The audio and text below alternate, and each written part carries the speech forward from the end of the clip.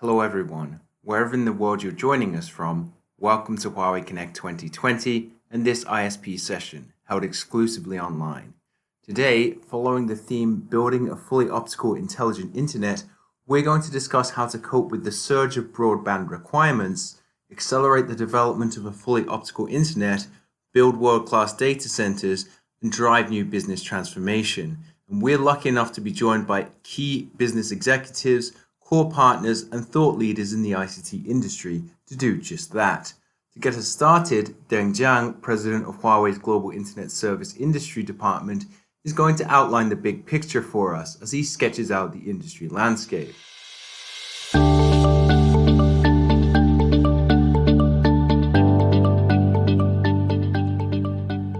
Ladies and gentlemen, welcome to Huawei Connect 2020 ISP session online. Whenever you are in the world, thank you for your attention and long-standing support. I am President of Global Internet Service Industry Business.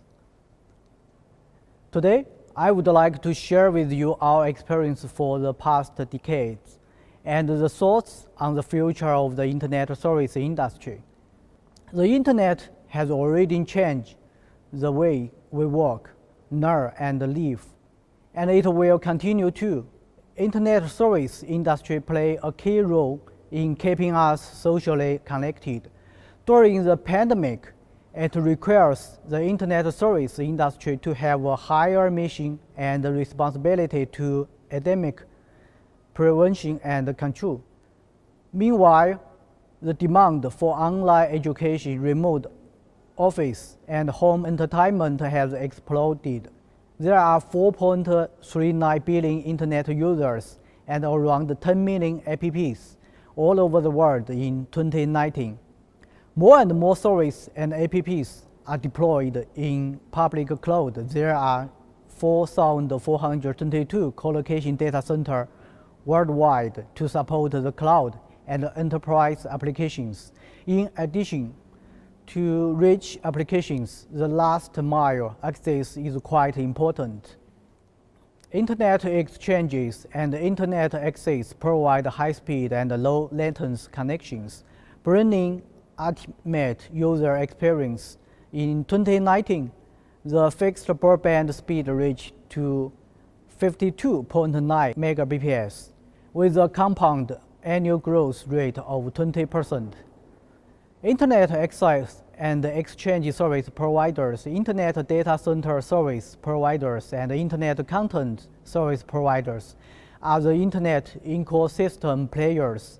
They cooperate and promote each other, play an important role in the digital economy here. Internet service industry changes dramatically, not only in business mode, but also in technical development. There are three trends driving the industry.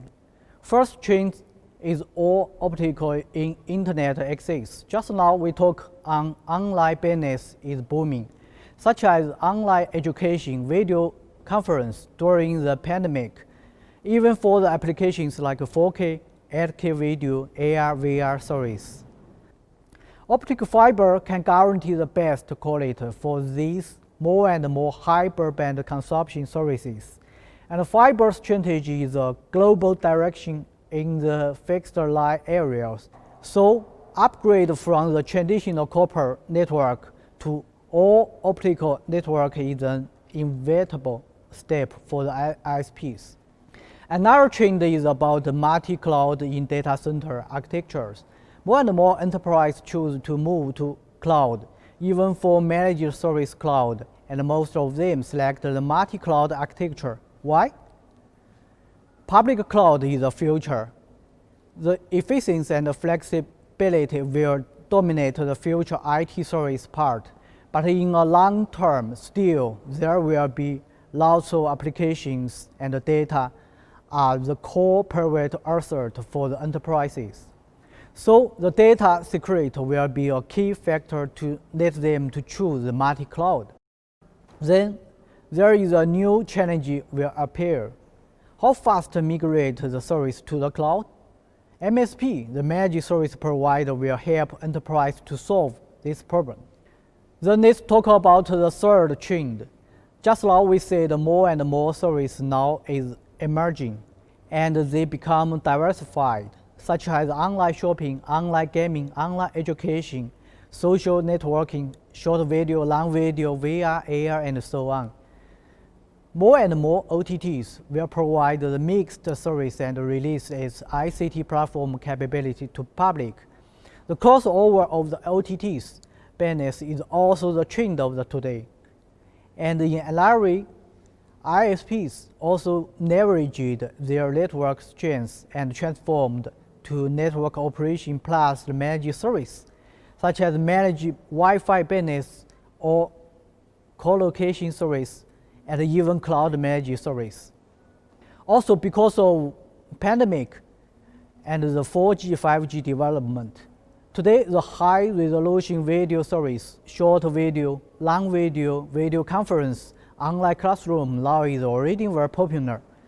And the future will be era of 4K HD and cloud VR service. With the higher requirements on network broadband and connection, the experience or optical internet access evolution is divided into three phases. First, all optical networks are used internet data center interconnection. 100G, 200G, 400G, 600G optical transmission technologies are evolving, and the optical transport network is moved downward from the backbone network to the metro network and from central site to the edge site. Second, optical fibers extend to home, fiber to the X, we call it FTTX, has become a mainstream access technology worldwide.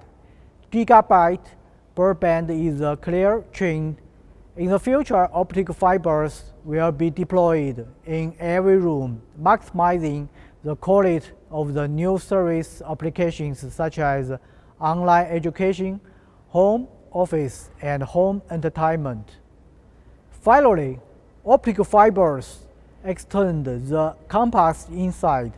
The passive optical network (PON) technology has obvious advantages in terms of bandwidth, access distance, power consumption, reliability, and service life.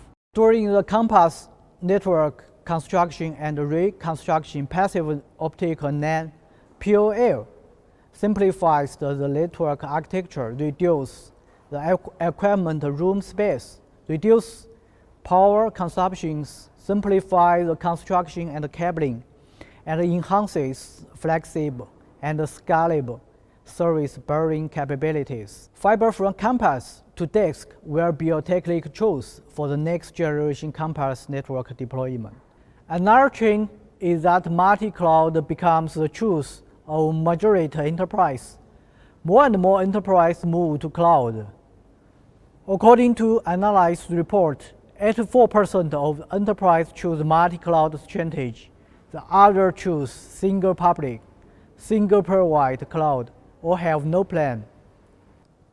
Regardless of the architecture selected by enterprise, multi-tenant data center (MTDC) provide high reliability and flexibility data center to host the public and private cloud. On the other hand, enterprise a lack of cloud-related skill and expertise, especially in multi-cloud implement and management. Enterprise choose professional managed service providers to support their cloud transformation. MSP provides the assessment, plan, migration, deployment, and management service to help enterprise to move to cloud quickly. The third trend is that service towards diversify. OTT promotes the development of MTDC and MSP regardless of whether they choose self-built data center or public cloud. The development of data center also brings the requirement of ISP network upgrade and expansion. With the continuous improvement of ISP network coverage and experience. Connections are ubiquitous. It further promotes the prosperity of OTT applications. The entire Internet service industry is moving towards a positive business circle. Services are diversified in Internet service industry. OTT services are diversified. AI is used to multi-scenarios innovation. The giant OTTs build out the platform capabilities and provide public cloud service. Data center players provide service from co-location service to hosting service and even hybrid cloud service. ISP extend the network from WAN to LAN, provides the managed network service to enterprise, and even transform to the data center service by utilizing the equipment room and network strengths. For example, AI promotes the various intelligence applications in OTT, such as self-driving car, virtual reality, and augmented reality applications. AI also improves user experience, such as personalized recommendation and AI customer service. AI is applied in the entire data center in service domain. Intelligent dynamic energy management technology, we call it DEMT, adjusts components power consumption in real time based on the system workloads and ambient temperature. Intelligent fault prediction management, we call it FDM, enabled weeks, even months, earlier fault prediction. In storage domain, intelligent cache achieve higher cache hit ratio. Intelligent deduplication and compression enable better performance and less SSD space occupied. In data center network, AI chipsets are embodied. AI fabric intelligence and lossless network achieve the maximal throughput and minimal latency without package loss, accelerating computing and storage efficiency. In data center facility, AI is used to manage the battery states of the charge and the states of the health. AI is applied to in cooling system to optimize energy efficiency. AI is also applied to data center management, enabling the IT and CT device layer with the infrastructure layer synergy, optimizing the energy consumption of the entire data center, and by intelligent energy saving management and intelligent fan speed adjustment.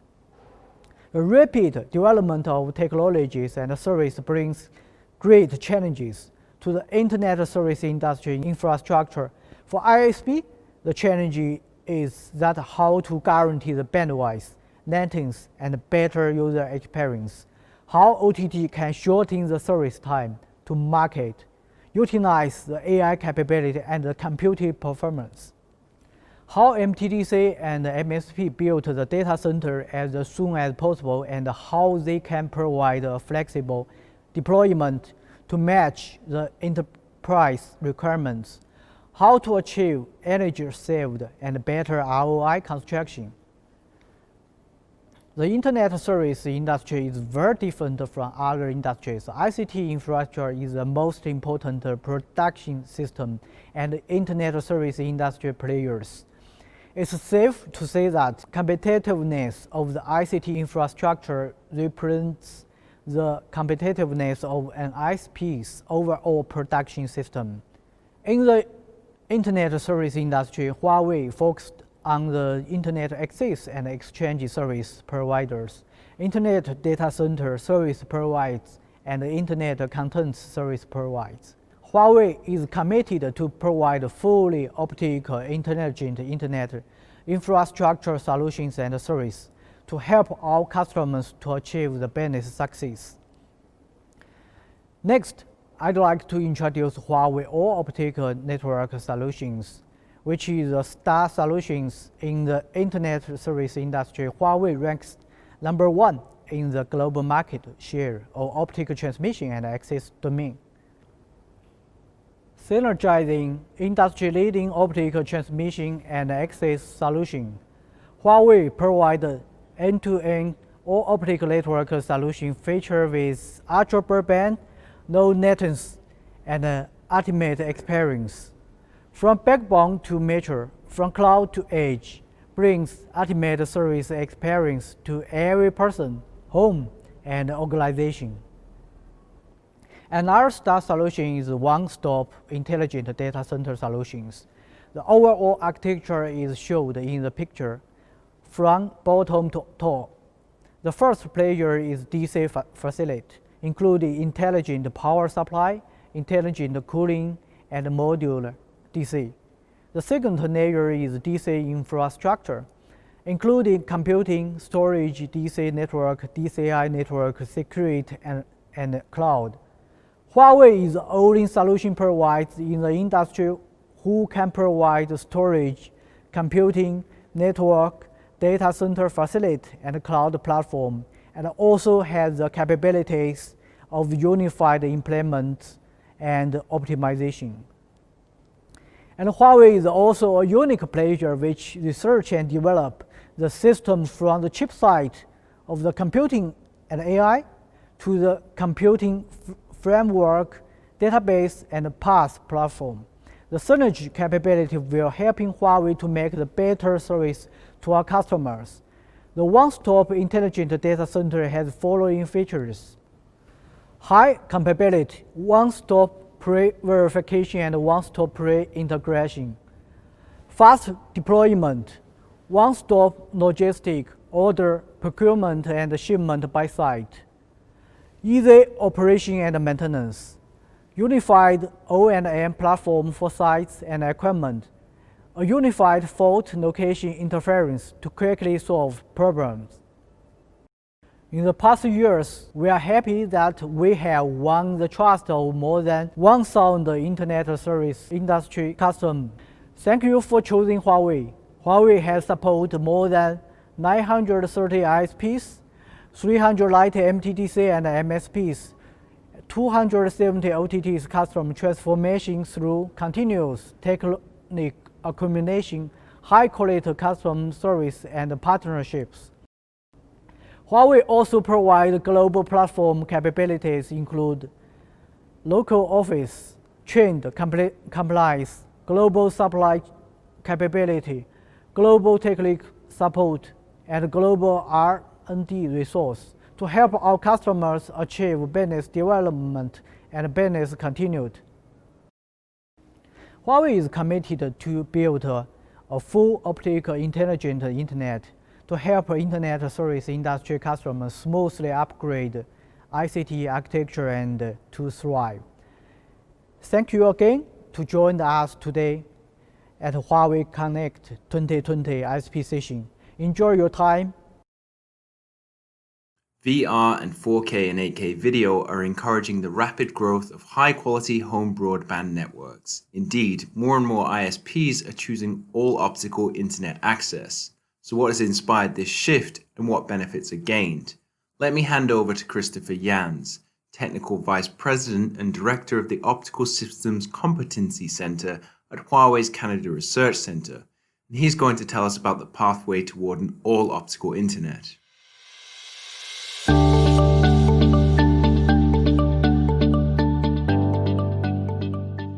Hi, everyone. My name is Christopher Jans. I'm the Director of Huawei's Optical Systems Competency Center in Canada. It's my pleasure to speak to you about the way toward all-optical internet. When we review the development history of fixed communications, we can discern 5 generations from the first narrowband era at 64 kilobits per second to the current megabits per second and beyond era, which we call F5G. There are 3 key features in F5G.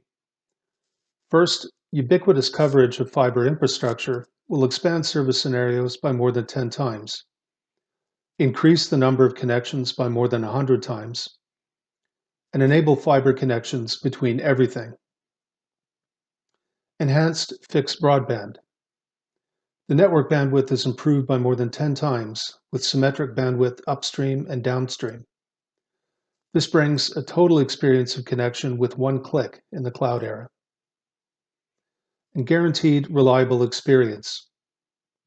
Zero packet loss, microsecond level latency, and intelligent AI operations and maintenance meet the ultimate service experience requirements of home and enterprise users.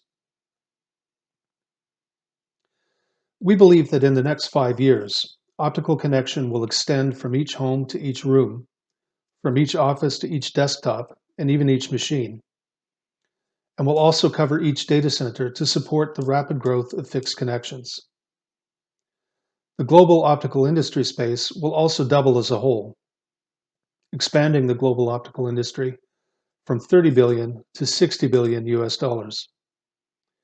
Believing that all optical networks can help ISP customers maximize network value to drive such growth, Huawei has launched our Intelligent Optics Network Strategy to support customers' network transformations toward ubiquitous all-optical connectivity.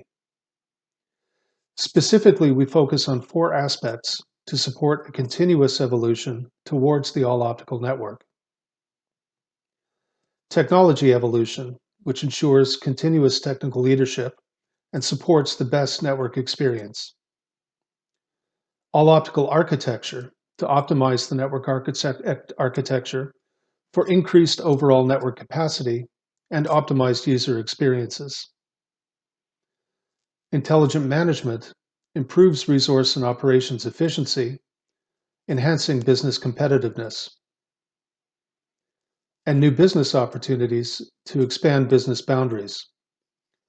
Because optical networks can do much more than they do now. The intelligent optical network includes the transmission network and the access network. In transmission, new speeds, including single wavelength 200G technology, improve the transmission rate and continuously reduce the per bit cost. At the same time, Huawei is driving the single wave rate from 400 to 600G, 800G, and to 1 terabit and beyond. New sites. The MSOTN realizes a unified bearer of multiple services. All-optical cross-connect technology is introduced to realize all-optical scheduling, promoting the continuous reduction of single sites to COs. And new spectrum, expanding transmission spectrum to the super C-band, saving 50% fiber cost. In access, F5G will address 3 main use cases. Full fiber connection, the construction of gigabit networks continues to accelerate. It is necessary to build a future-oriented, long-term, evolution-proof network. The all-optical network is the first choice. Enhanced fixed broadband. 10G PON can increase the volume of home users by more than 50% and support the expansion of higher value enterprises, private lines, and campus services. And guaranteed reliable experience. The all-optical network naturally has high reliability, and coupled with the latest AI and cloud technologies, its reliability is further improved to meet the requirements of new applications in VR and 8K services. Based on the all-optical architecture, Huawei Intelligent Optics Network builds a large bandwidth, high reliability, low latency, and ultimate determinism all-optical transport and access network. It extends the optical connection to the edge of the network for everyone, every family, and every organization, with the ultimate quality service experience. The core layer features high-speed interconnection through mesh networking and all-optical scheduling. A convergence layer, OTN to CO, has become inevitable, and in the access layer, 5G and the need for quality private lines and other services drives OTNs to further extend to the edge and to achieve end-to-end all-optical direct access. The Huawei iMaster NCE Intelligent Management Control and Analysis System realizes full lifecycle management on the intelligent optics network. Applied in the field of quality private lines, it can improve the customer experience and increase business revenue. Applied to OAM, it can achieve preventive maintenance through AI modeling and reduce the failure rate of the network through cloud-based intelligent analytics and automation and customized design and network planning. Reliable resources guarantee a predictable capacity can be achieved, which places expansion on sure footings and makes service provisioning quicker. In the future, new and innovative services based on the optical network will emerge. Among them, high-quality OTN, government, and enterprise lease lines are undoubtedly an important business for ISPs. Huawei's OTN quality private line solution features 5 monetizable attributes: guaranteed bandwidth, high availability, low latency and low jitter, business agile provisioning, and online self-management. While providing the ultimate experience, it can also build differentiated competitiveness to help achieve modernization in multiple ways. Monetizing bandwidth with liquid OTN. Traditional hard pipe leased lines only provide gigabit Ethernet or higher rate connections. But in fact, the bandwidth of more than 90% of leased lines is 100 megabits or lower. Large granularity services like gigabit Ethernet or higher are expensive and not widely affordable by most enterprises. For ISPs, this results in bandwidth resource waste and lowered ROI. Liquid OTN is a next-generation OTN technology and standard developed by Huawei. It is at least 1 year ahead of rivals in commercial use and provides hard pipe leased lines with any granularity bandwidth from 2 megabits to 200 gigabits, and therefore can extend to cover the additional 90% of the private line market of 100 megabits or lower bandwidth. Monetizing reliability. Huawei provides the industry's most advanced ASON 2.0 technology with large flexible network capabilities and second-level private line auto-recovery capabilities, helping private lines achieve a reliability rate of more than 99.99%. It can respond to multiple fiber breaks and automatically switch from failed routes to available routes within 50 milliseconds, providing the highest reliability guarantee. The network equipment with built-in AI chip capability and iMaster NCE software can predict business interruptions in advance so as to actively carry out configuration optimization processing. It can also provide users with multi-route protection, elastic network capabilities to further improve data transmission stability and availability. ISPs can provide the right level of availability according to the demands of different customers, supporting the monetization of reliability. Monetizing time to market. Huawei plug-and-play CPE combined with iMaster NCE can realize rapid online end-to-end provisioning of private line services. It takes only a few hours from service demand entry to provisioning. AI algorithms and historical data can accurately guide future budgeting and procurement to avoid emergency or unplanned resource expansion and shorten the new business time to market to less than a week. ISPs can provide time to market packages according to different customer demands to monetize improved and differentiable time to market support. Monetizing latency. Network delay will become a quantifiable network resource for sale, like bandwidth. By using Huawei OTN low latency optical network and liquid OTN technology, millisecond level ultra-low end-to-end private line latency can be achieved. And the private line delay map of iMaster NCE makes private line latency visible, manageable, saleable, and guaranteed. While guaranteeing an ultimate service experience for industry customers, we provide rich latency packages based on different customer demands, thereby supporting improved monetization of their network video or other service features. Single Fan Pro builds an all-optical access network, providing best service experiences to support ISP's broadband development. EA5800 is a future-oriented, full-service, intelligent optical access OLT platform. FlexPON supports 3 PON modes, GPON, XGS-PON, and 10G-PON, on a single board to help ISPs smoothly evolve from GPON to 10G-PON.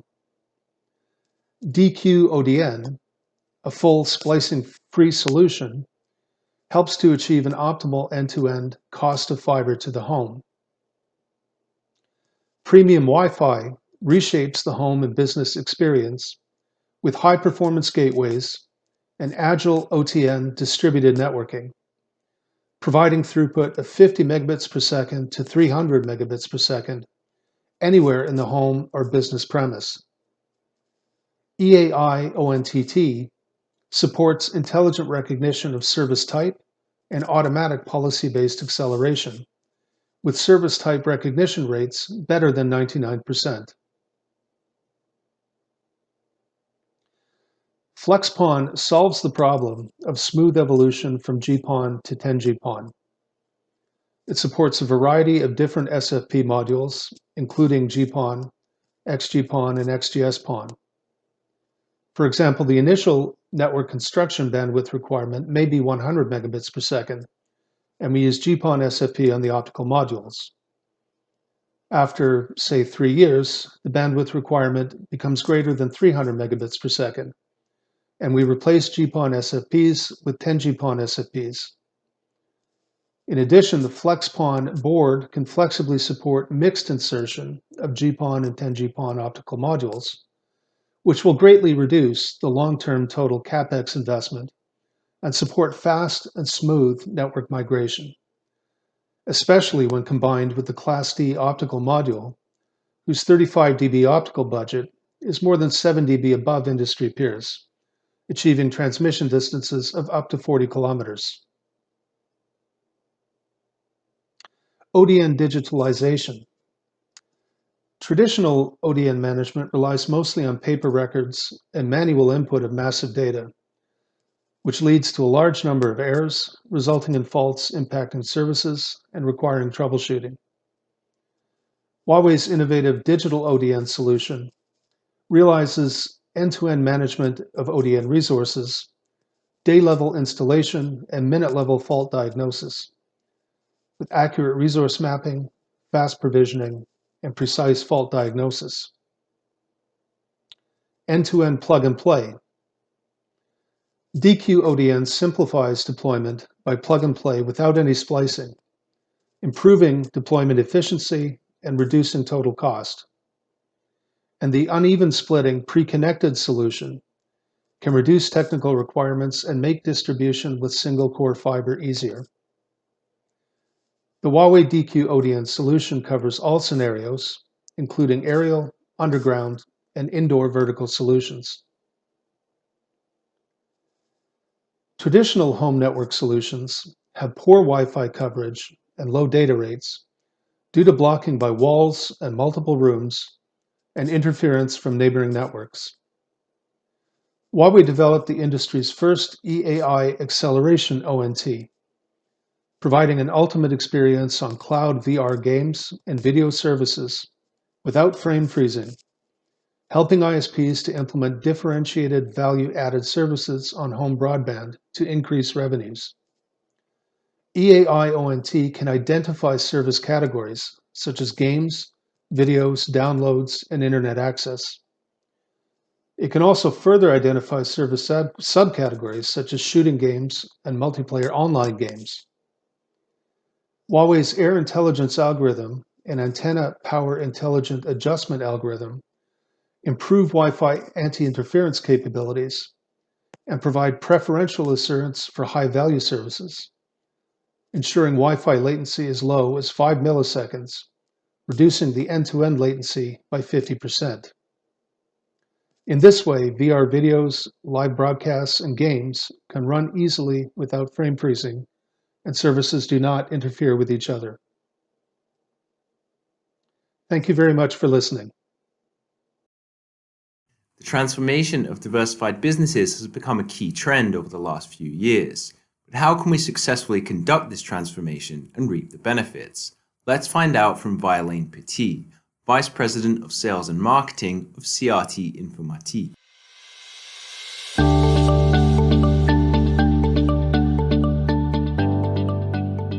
So hi everybody, I'm Violaine Petit and I'm currently working at Crt company as a sales and marketing VP. And first of all, we would like to thank Huawei for inviting us at this event. Today, we are going to talk about our project for which we have chosen Huawei as the supplier.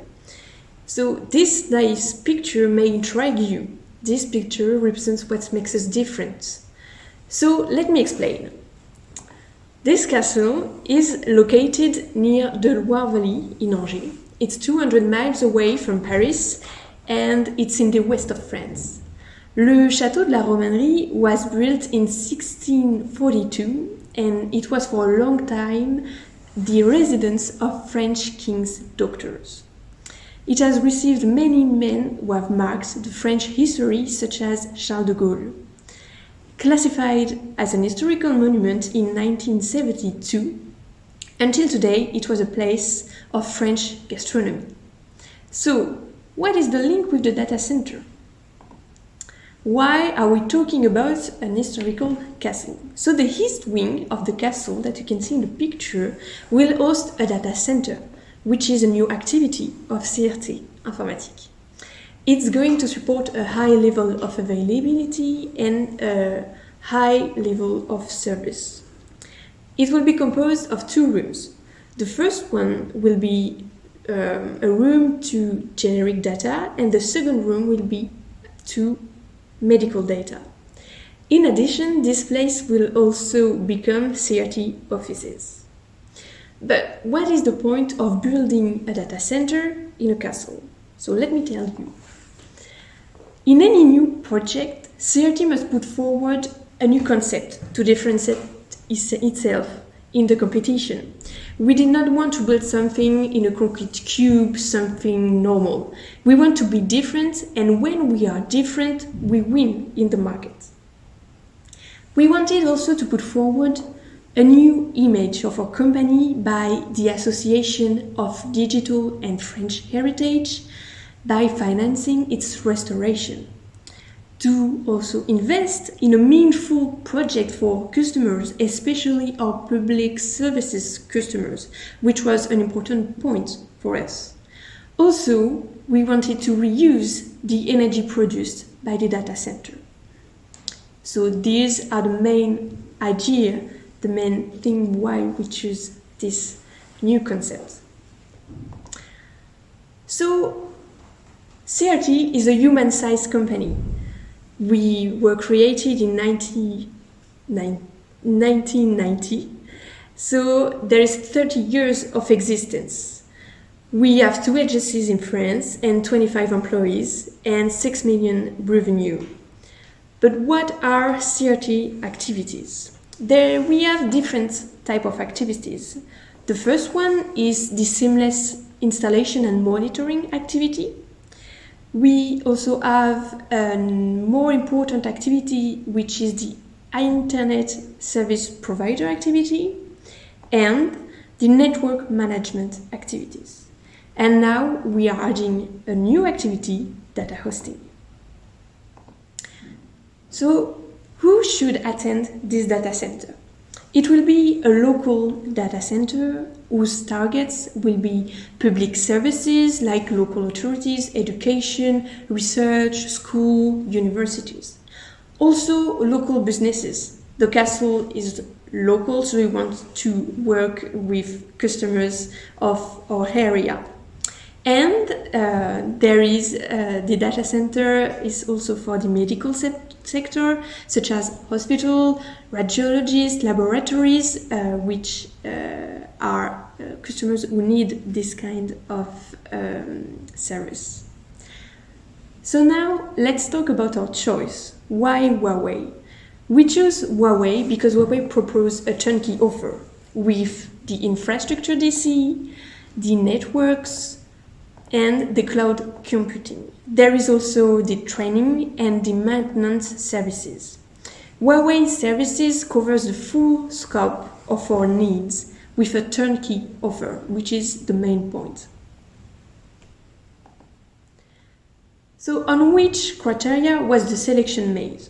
We made our selection by order, and first it will be the turnkey offer. As I just said, it's important to have a solution where everything is included and cover the entire project scope.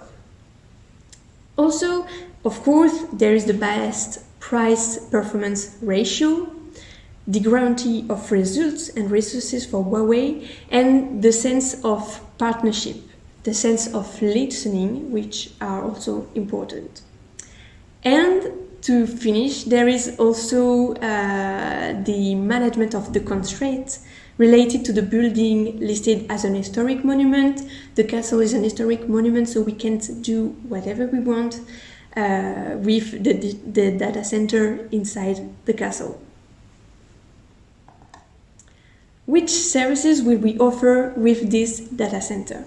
So we are going to host data, of course, generic data and medical data. We also are going to provide the infrastructure as a service, the software as a service, and the service of the e-enterprise. But what is the e-enterprise? The e-enterprise provides a service in a minute thanks to the automation of reservation, of resources, concerning the provision of virtual desktop, virtual connection to a corporate network, internet access services, centralized storage spaces, etc., etc. All authenticated, secure, isolated, and maintained in operational conditions. So this is our vision of an e-enterprise. And what are the contributions of the e-enterprise? So for our corporate clients, it's going to be to optimize cost, pay as you grow, to refocus on their core business, and the agility in the evolution of the company. We think this is the key to success. Yes. So if you want to know more, we will be pleased to welcome you at the castle. If you want to do a visit, the data center will be inaugurated in November 2020. And don't hesitate to come and visit with us. The internet service industry is booming. Jiang Yang, senior analyst from the China Academy of Information and Communications Technology, is about to explore the development of market segmentation in the ISP sector, its position in the industry value chain, and the direction new technology development is taking.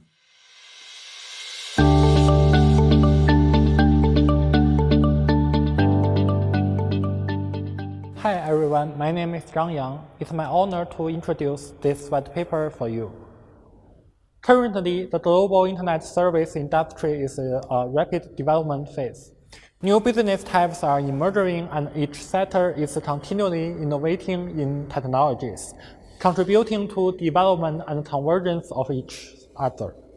The internet service industry has become a pillar of digital industrializations in the digital economy, and the important driving force for industrial digitalization. CICT and Huawei jointly developed the white paper on the internet service industry infrastructure. Here are some of the ideas expressed in the white paper. The internet service industry encompasses multi-sectors, including the internet content service, cloud service, management service, multi-tenant data center, internet access service, and the internet exchange service sectors. This white paper focuses on these sectors and analyzes the development trend of each sector, management segment, position in the industry value chain, and the technical development directions. First, let's analyze the overall development of the Internet service industry. Currently, the market value of Internet enterprises around the globe is increasing rapidly. By July 2019, the market value of top 30 Internet enterprises in the world has exceeded $6 trillion, an increase of more than 100 compared with $3 trillion in the same period in 2016. China's Internet service revenue keeps growing on a high speed.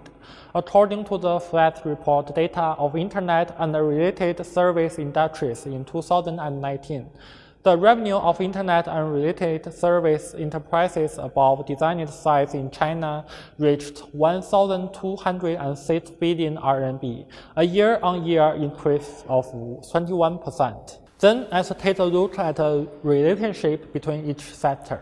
In the entire Internet service industry, OTT content and infrastructure resources such as computing, storage, and network resources provided by cloud service providers and multi-tenant data center providers reach users through the exchange and access service provided by Internet exchange providers and Internet access providers. MSP, Managed Service Providers, provides the management service for enterprises, helping them with campus network management, business migration to cloud, and cloud management. Now let's look at the detail of each sector. Global Internet users penetration rate has exceeded 50%. In the future, the Internet industry will shift from a demographic dividend to a traffic dividend to a technology dividend. This is also an inevitable trend of the industry. The Asia-Pacific region has the largest number of Internet users and the greatest growth potential in the future. Users and traffic will be concentrated in leading companies, gradually leading to the emergence of industrial giants. Globally, companies are looking to countries which have most developed potentials to speed up their overseas trips, especially China-funded enterprises are going global, building China's Internet brand. In terms of market segments, it includes e-commerce, audio and video, games, information, Internet education, toys, Internet finance, and office business. In recent years, with the emergence of new generations Internet technologies, new models and new business forms are unprecedentedly active. Traditional OTT servers are converged and cross borders, such as e-commerce live streaming, social e-commerce, game live streaming, and game-based learning. From the perspective of technology development, artificial intelligence is the direction. AI is embedded in terminals. Intelligent users analyze and precise recommendations are performed based on existing technology capabilities, such as big data and AI chip algorithms, improving their experience. In recent years, cloud computing has become an important global infrastructure. We believe that global cloud service industry will develop in the following two aspects. Firstly, public cloud market will be dominated by leading enterprises. Secondly, driven by business requirements, the public cloud will expand to enterprises, private data centers. Hybrid cloud and multi-cloud deployment models are becoming more and more popular in the market. Cloud service providers provide infrastructure of the Internet content service sector, ensures stability and reliability of the Internet content service, and promotes the rise of ultra-large data centers and technical improvement of data center. In terms of technology development directions, hybrid cloud, multi-cloud, management technologies, heterogeneous computing, and the convergence of intelligent cloud and edge cloud are key declarations of future cloud computing technology development. With enterprise cloudification becoming the mainstream trend and the multi-cloud strategy becoming the first choice of enterprises, the global managed service industry developed rapidly, and the cloud managed services are widely deployed around the world.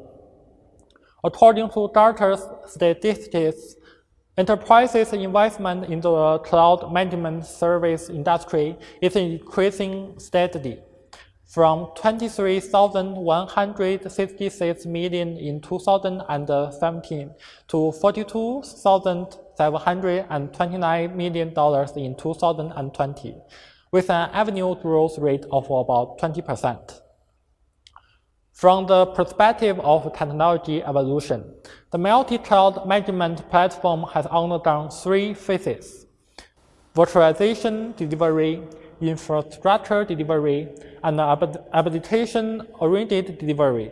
In the earlier virtualization delivery phase, the multi-cloud management platform mainly used VM creation and simple automated virtualization management. In the subsequent infrastructure delivery phase, the multi-cloud management platform provides RAS delivery service for the end users. It has approval, resource management, and self-configuration capabilities, mainly manages computing resource pools, and mainly delivers service by topping templates. Since 2015, the multi-cloud management platform is oriented to dynamic application deployment and delivery. It has comprehensive management and delivery capabilities for computing network and storage resources, and full life cycle management capabilities for delivery and O&M monitoring. In addition to the cloud service sector, the multi-tenant data center sector provides infrastructure resource for the OTT companies. According to the development trend of a global data center industry, the number of global data centers is decreasing, but the number of rods is increasing and the scale of a single data center is increasing. Second, the capacity of global multi-tenant data centers is increasing. According to IDC statistics, the capacity of global multi-tenant data centers in 2018 is 427 million square feet. The multi-tenant data centers capacity is in path to grow to 858 million square feet by 2023, with a compound growth rate of 50% from 2018 to 2023. From the perspective of technology evolution, as large, ultra-large data centers emerge, data centers are developing towards low power, water, and carbon usage effectiveness, and high power density. Second, driven by high cost and high energy consumptions, the power supply architecture of data center is gradually simplified, and the expansion of service volume and the increase of power density may lead to cooling, a new trend in data center cooling, and the modular data center enters the phase of the large-scale application. The following is an Internet access service sector that directly provides an Internet access service for users. According to the Internet development trend, the revenue growth of global carriers is slowing down year by year. MSOs such as cable operators are gradually transforming to all optical networks. Global carriers' investment in access devices will remain stable. However, the investment in point devices will continue to increase. The number of Internet access service enterprises in China is increasing rapidly. In the past 60 years, the number of Internet access service enterprises reached the highest growth rate of 140%. From the perspective of technology evolutions, fiber access is the main development directions. Copper lines cannot meet network evolution requirements. The trend of optical in, copper out is more obvious. Second, Wi-Fi 6 technology will promote home network access quality and experience improvement.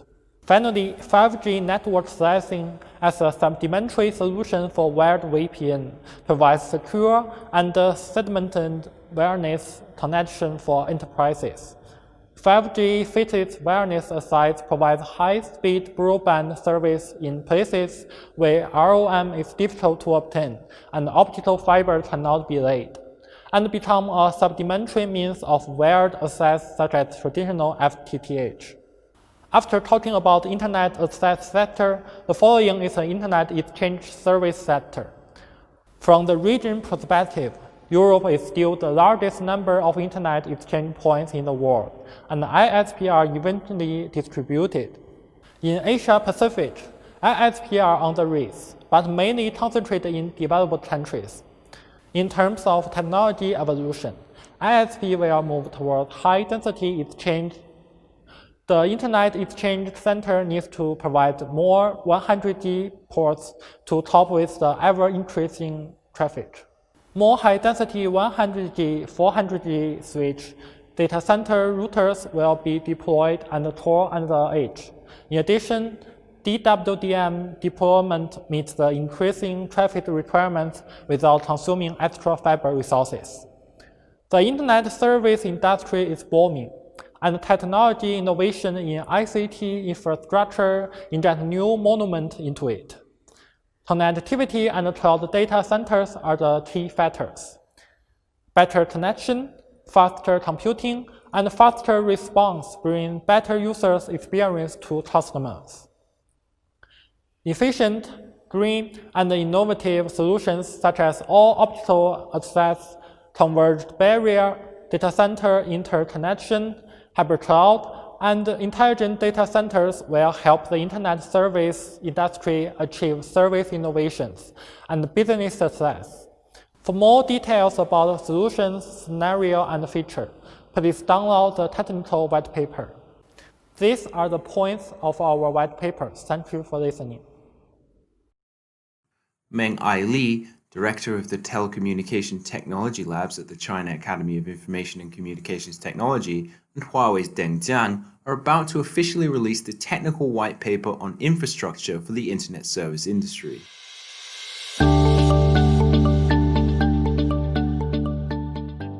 China Academy of Information and Communication Technology has rich experience in ICT industry research, and Huawei has been engaged in the communication industry for years. Facing the rapid growth of the global Internet industry, CAICT continues to work with Huawei to study the trends of the Internet industry. Together, we have developed a technical white paper on infrastructure for the Internet service industry. The white paper, with a focus on the issue of accelerating digital industrialization, aims to help all sectors deeply understand the latest development and trends of the Internet service industry and jointly create a new momentum. Huawei highly recognizes the research achievements of CAICT in the Internet service industry. Huawei has years of experience in the Internet service industry. The two parties joining hands to leverage their respective advantages and expertise will provide reference for reshaping ICT infrastructure, accelerate the progress of all optical and intelligent Internet, and drive industry innovation and prosperity.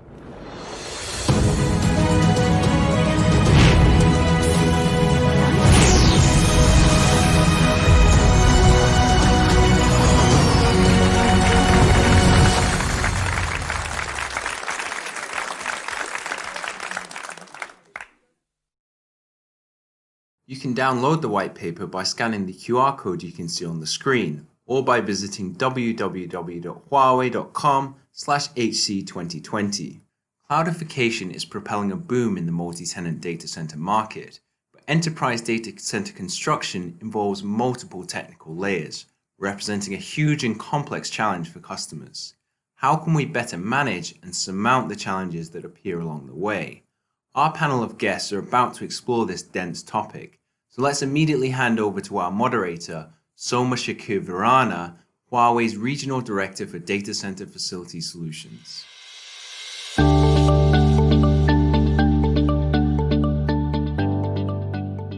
Hi everyone. To all of you gentlemen, my name is Som Shekhar. I am the Regional Director for Data Center Facilities in Huawei for the Asia Pacific region. I welcome you all to the Huawei Connect 2020 ISP online summit discussion. Right. Let me begin by welcoming Mr. Richard Mills. Richard, you want to introduce yourself to the panel?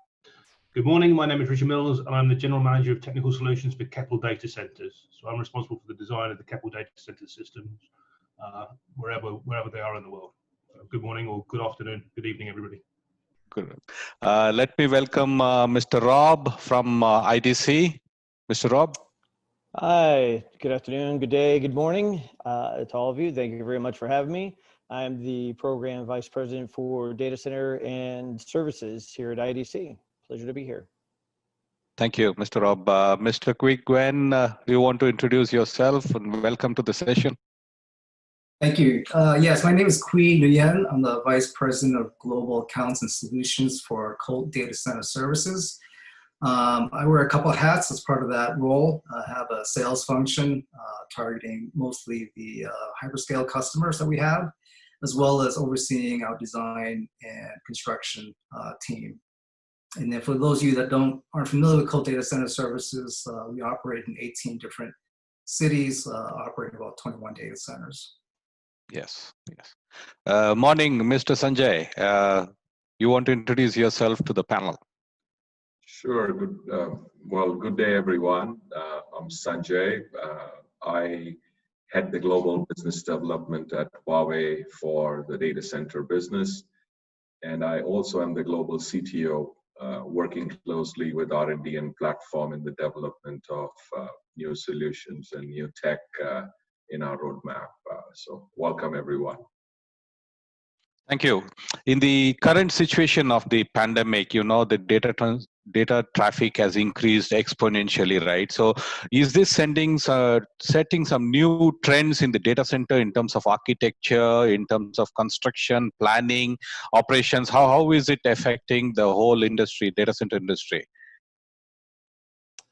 Sure, I'll start. Thank you for the question. It's a great one. I'll start on the operations side. So IDC is seeing heavy investments in the artificial intelligence side, creating more autonomous data center infrastructure, looking to avoid issues, say, before they occurred. This includes analyzing devices, checking for errors, looking for incompatibilities in firmware and patching revisions, and determining where overloaded circuits may be or systems may reside, and automatically balancing and optimizing those workloads. So it's all about becoming more proactive and predictive within the edge and the core data center environments. And doing this provides really a couple of real distinct benefits for customers. One, becoming more operationally efficient, and two, creating a better overall experience for the users.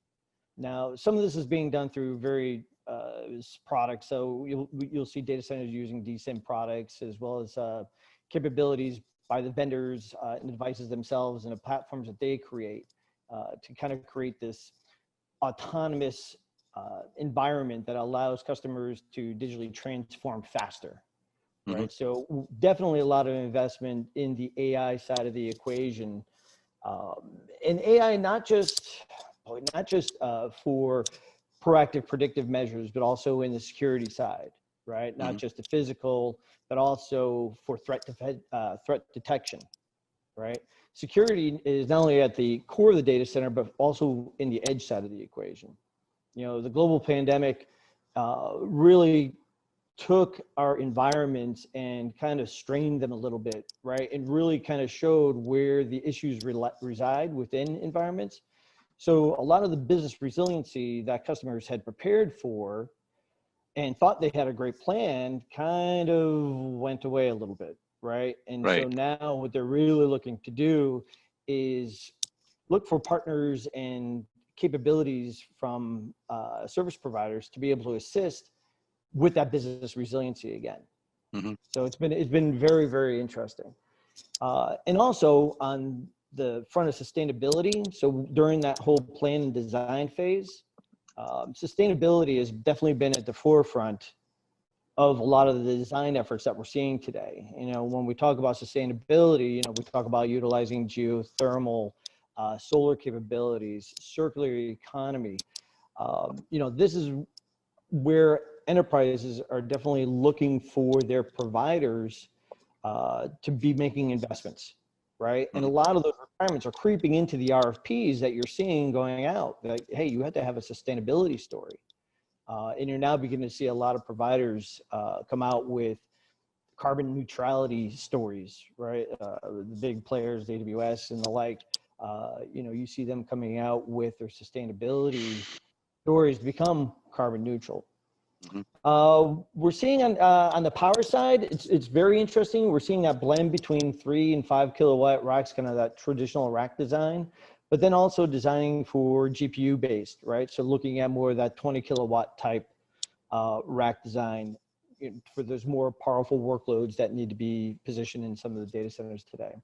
And with that, the whole idea of liquid cooling.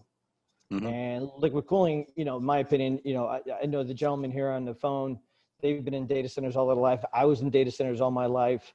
If you've ever been in a liquid cooled data center, you don't have those freezing cold temperatures and that constant humming in the background. So these liquid cooled data centers definitely provide a much nicer work environment, if you will. So that's a lot of what we're seeing right now. And like I said, just with the pandemic, the transition to digital, that digital transformation journey has only increased. So very interesting. Okay. Sanjay, your comments on this question, please. So obviously there has been in some ways a perfect storm of technologies.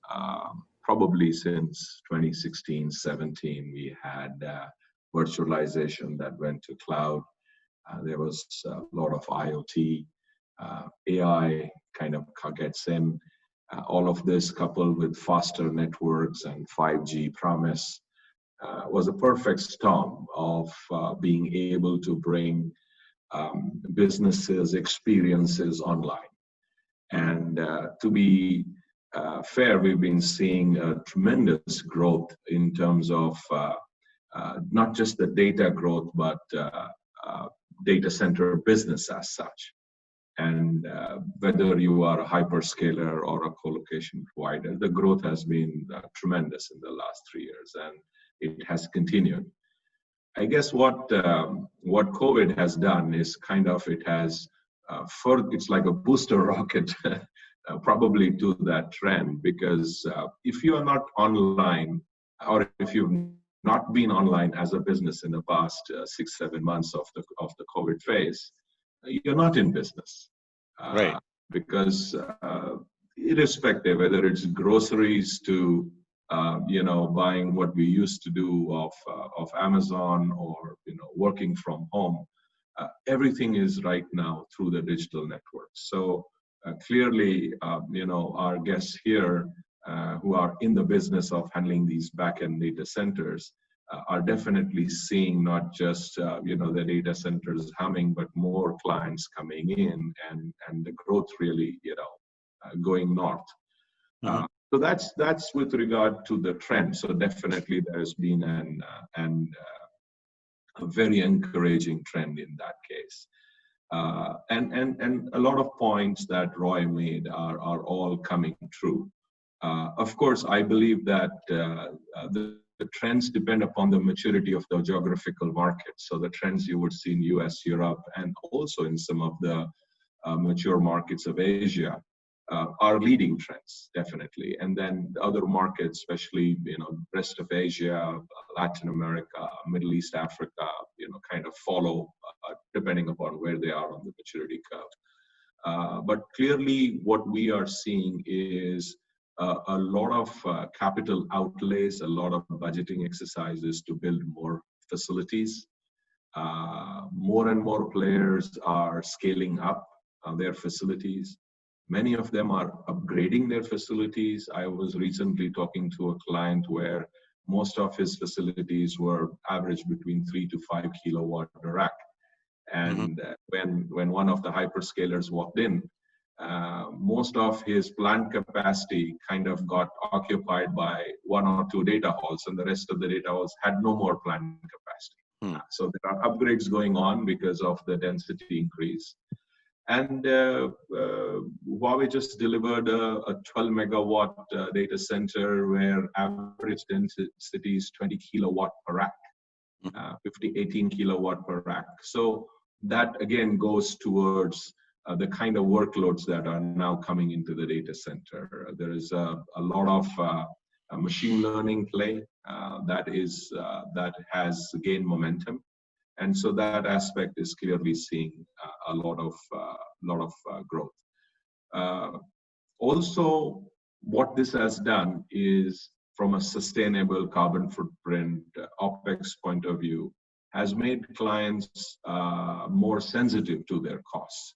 And this has then been pushed down onto their newer SLAs or renewed SLAs, down to the co-location providers, where the data center facility customers are demanding better technologies that help them to improve their costs, especially with regards to PUE and all. So we are seeing also a high level of focus in getting into the details of, how can you offer us better efficiency, especially on the cooling side.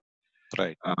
I believe this is a business of high availability, no doubt about it. And so at any point in time when you're bringing in new technology, it's not an easy fit in like what happens in IT.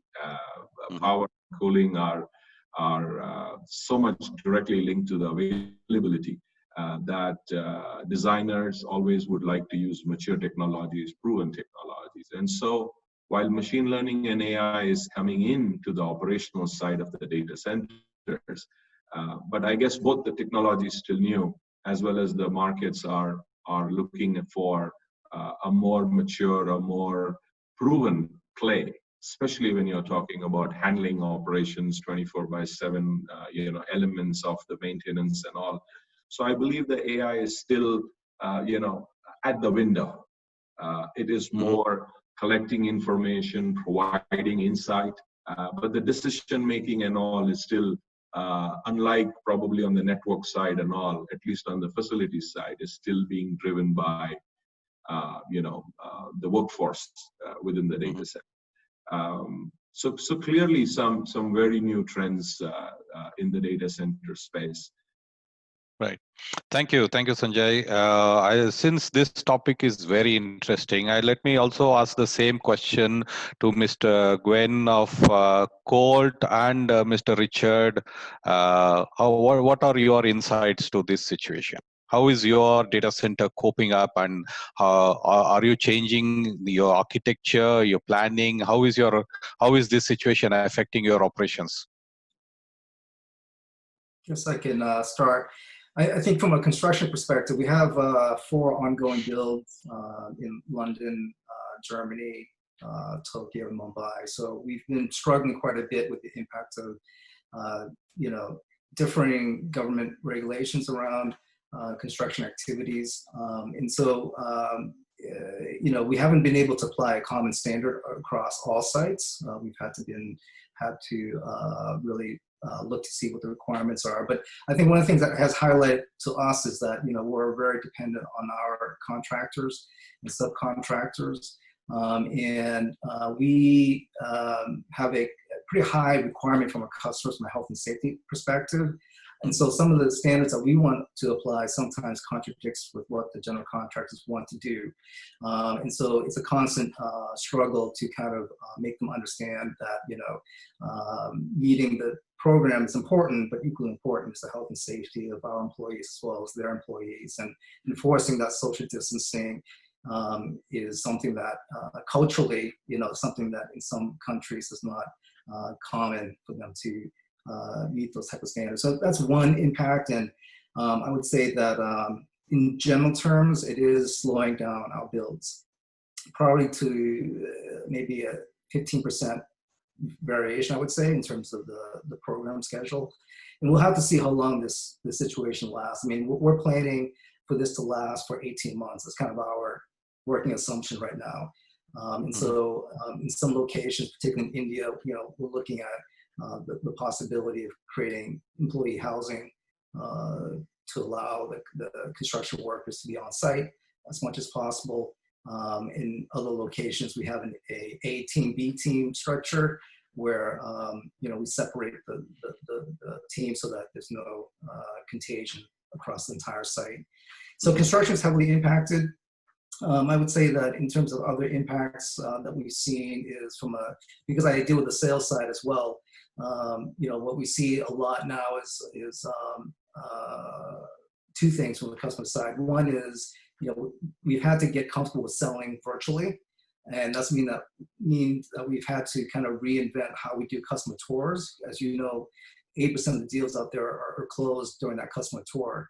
When customers make that decision what to go with you. And so without them sometimes physically not being able to attend, we've had to look at different types of technology to do that in a more professional manner. Because, Zooming on an iPhone, walk through a data center just doesn't cut it when, these customers are looking at to get specific confirmation as to what's happening in the data center. So we've looked at different technologies that can help us record with high definition as well as annotate while we're walking through the video so they have a record of that process. And lastly, I'll just mention that I think from a customer demand perspective, as we've all have highlighted, a tremendous amount of demand. A lot of on-prem data centers, enterprise data centers, they realize now that they can't operate the way that they want to, and they'd rather have a service provider manage that for them. So the demand is through the roof, and I think the size of the deals has also increased dramatically. Whereas before we would sell data hall by data hall, now we're selling essentially data centers, or at least one or two tenants for a data center. So the scale has really increased rapidly. But there's lots of different other impacts, but I'll pause there. All right, thank you. Richard, your comments, please. So, we've seen some impact on the construction side, but that's been relatively kind of modest for us. Most countries have had slowdowns, but they haven't really stopped, and they've managed to keep going.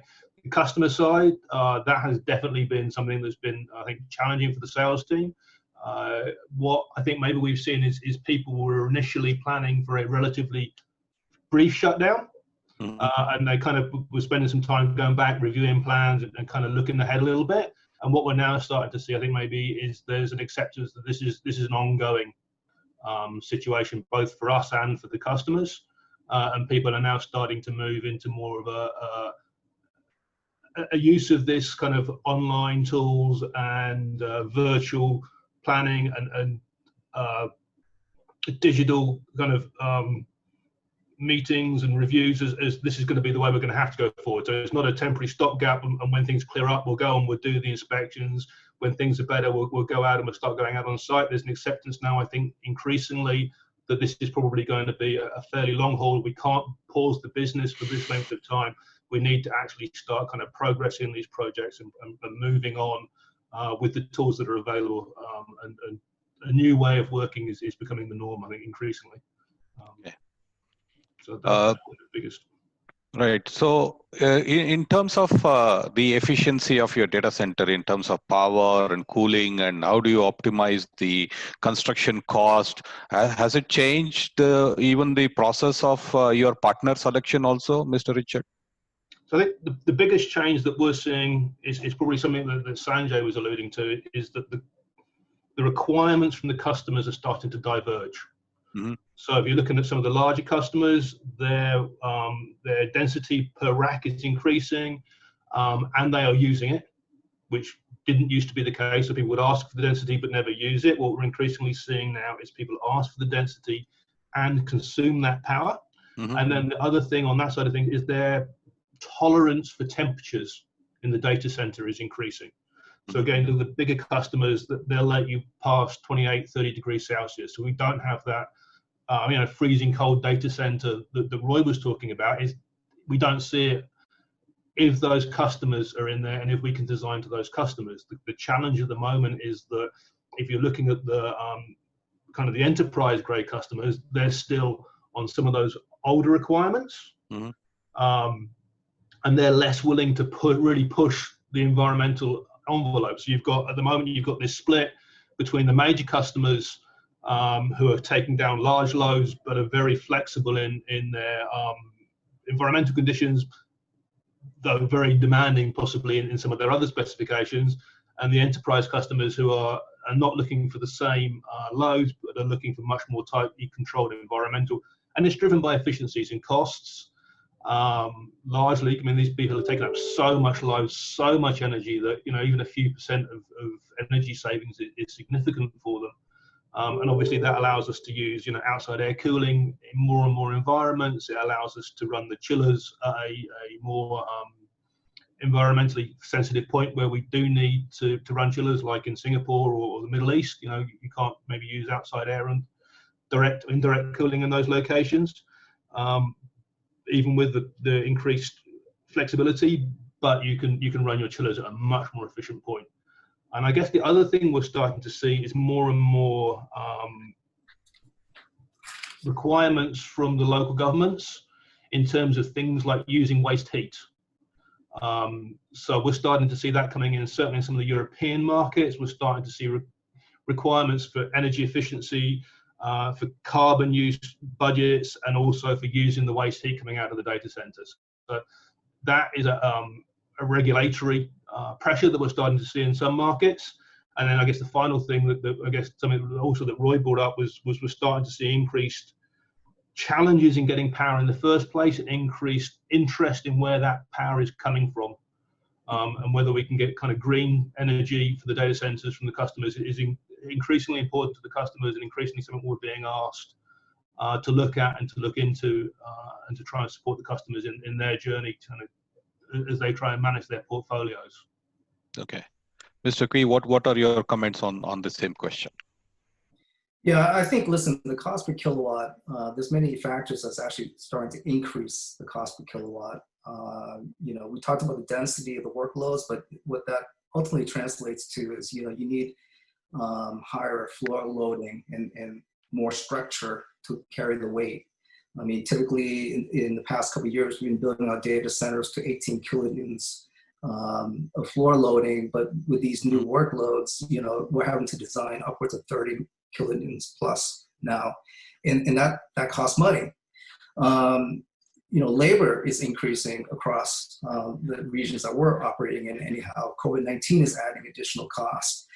The issue of renewable energy, not just renewable energy, but now during the construction phase, a lot of customers are asking for carbon net zero impacts during construction, which fundamentally changes how you construct. So all these things are adding to costs, and for me, there's a question whether the customers are actually going to be willing to pay. And as a service provider, we're going to have to find that compromise. Now, there are other factors that are potentially coming into our favor. One is scale. So obviously, now that we're building, you know, data centers that exceed 20, 30 megawatts, there's obviously economies of scale that you can negotiate with the general contractors, and the cost per kilowatt would generally decrease with a larger scale. But you know, that's not always possible depending on the region or site that you have. The other potential factor that could swing in our favor, as I believe Rob mentioned, is liquid cooling. So just to give you an example, in our Mumbai site, we have a campus that, you know, we had designed to handle 120 megawatts of capacity over 10 separate modular buildings. With liquid cooling, I can deliver the same 120 megawatts with just one building. So that completely changes the economics of what you're talking about. But, you know, I think for me, it's a question as to when will the hyperscale customers and other customers really adopt that type of shift in the platform, because that's a huge investment for them to go from what they have today to that new standard. I think it will happen, just don't know when it will happen. But those are things that I think fundamentally need to happen for our industry to remain viable. Otherwise, I think our cost per kilowatt will continue to increase. I don't see it decreasing. And customer expectation is that because they're buying more and more from you, they're pushing for low pricing. At some point, that doesn't work. Obviously, I'm speaking more from the hyperscale perspective, and obviously we try to balance it with our enterprise business, but those are the challenges that I see. Right. So Rob, this situation also is changing the way we provide the data center services to our customers, the modalities of engagement, and also to provide stable services to customer, right? So this, how do you think the data center industry will react to all these new norms from the clients? Yeah, it's extremely interesting. So, at IDC, the pandemic has only enhanced some of the data center problems, right? Which data center problems eventually become business problems. So in this digital world that our customers live in, data center problems immediately impact business resiliency. We talked about that earlier. The ability to connect with customers, partners, suppliers, in addition to slowing down to deploying new workloads, right? So, the issues that were brought upon by this enhanced a lot of the issues that we saw in data centers. And these data center problems impact customers' credibility. And in a recent survey, we talked to our customers just about this, and we said, hey, what are you seeing out there in your data centers, and what is really causing you pain and heartache? 42% of customers saw a slowdown in deployment times, right? And this is within their own internal data centers that we're talking about. 37% of them have seen data security breaches. 25% have been fined for regulatory compliance issues. I think we talked about that a little bit. 28% feel they've lost business, and 32% feel that their company has lost some sort of credibility, right? So as a service provider, you need to learn how to engage with the customer to resolve those issues, right? It's not only about the data center itself, but all the other aspects that you want to take into consideration, and this is why we see digital transformation happening at a much more rapid pace. And I do have some data I'll share a little bit later about how we are seeing exactly what we talked about earlier, that the service provider builds, right, in that modular design or rebuilds are happening at a much faster pace than at the enterprise side. And we do see that the square foot wise, the service provider space is going to be much larger than that traditional enterprise space. So that's really how it's affecting customers right now, and anything that they can do, or partners that they can turn to help resolve those very important issues will go a long way. Right.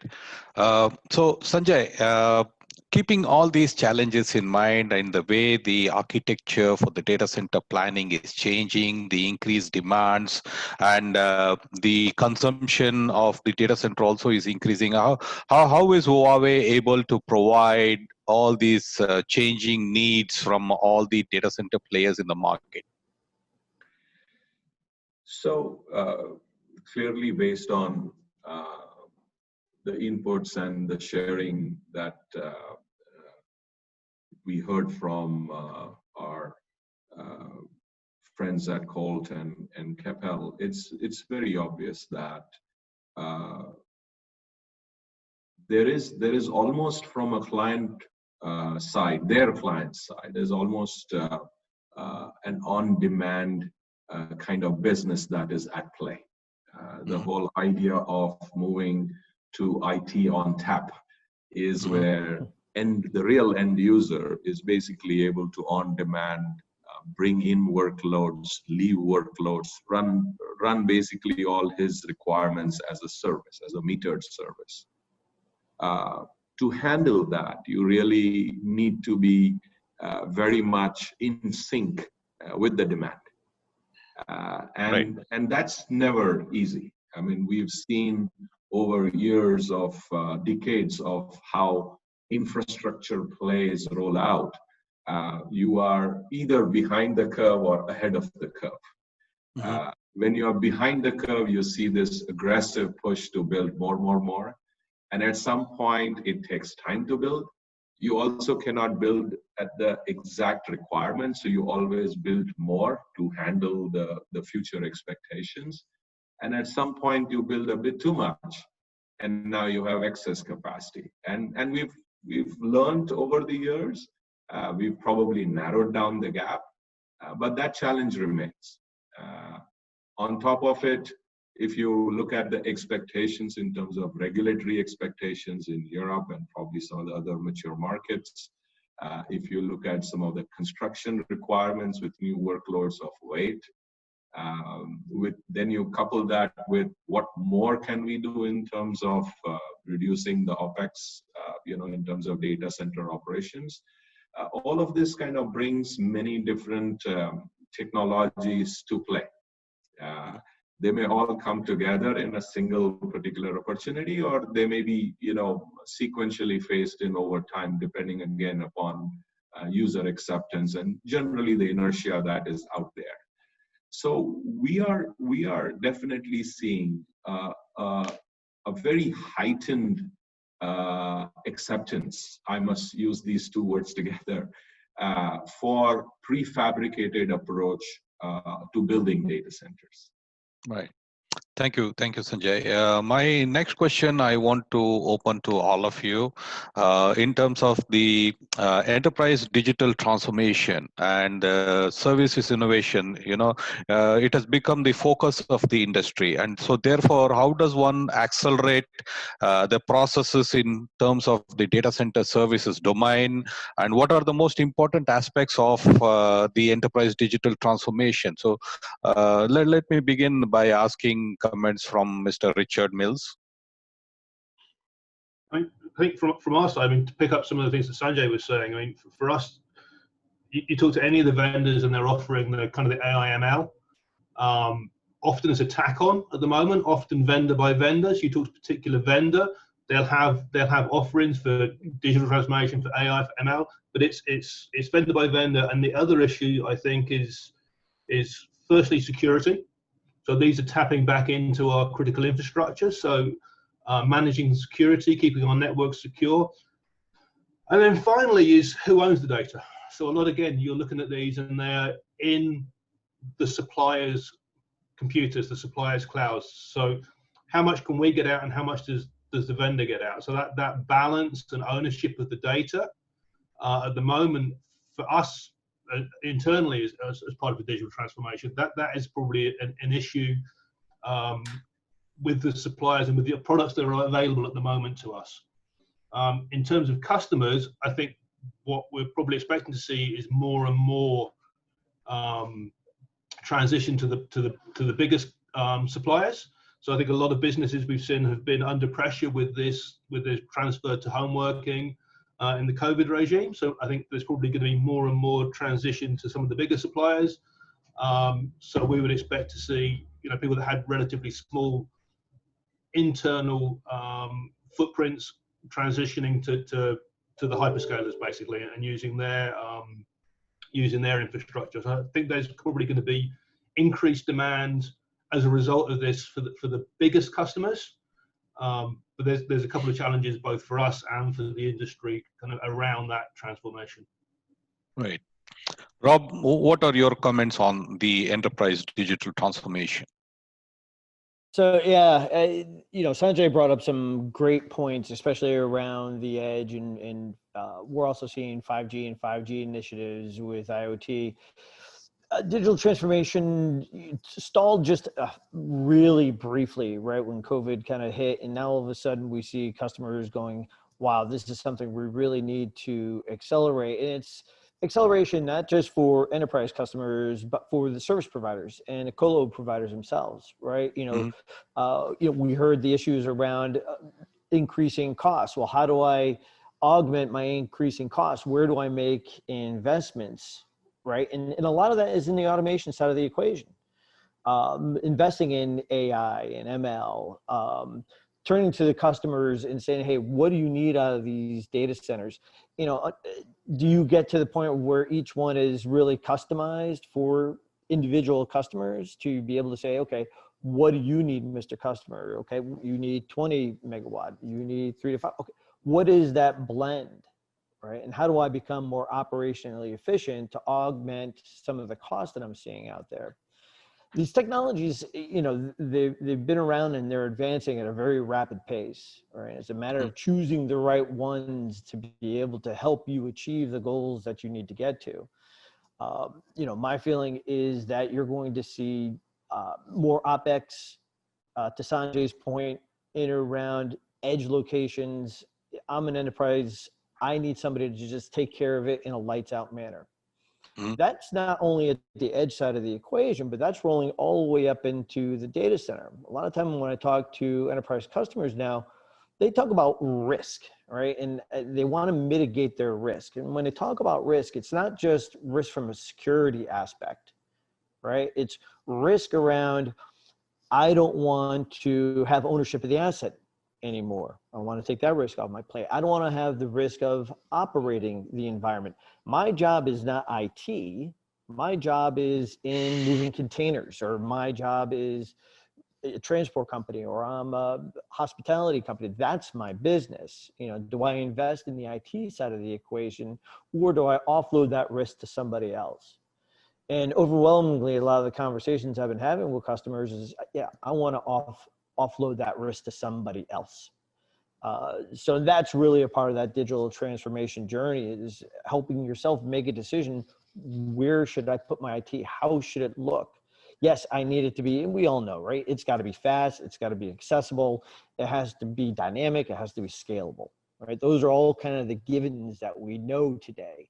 You know, who am I going to turn to do that for me in the most efficient manner is the question these guys are asking themselves.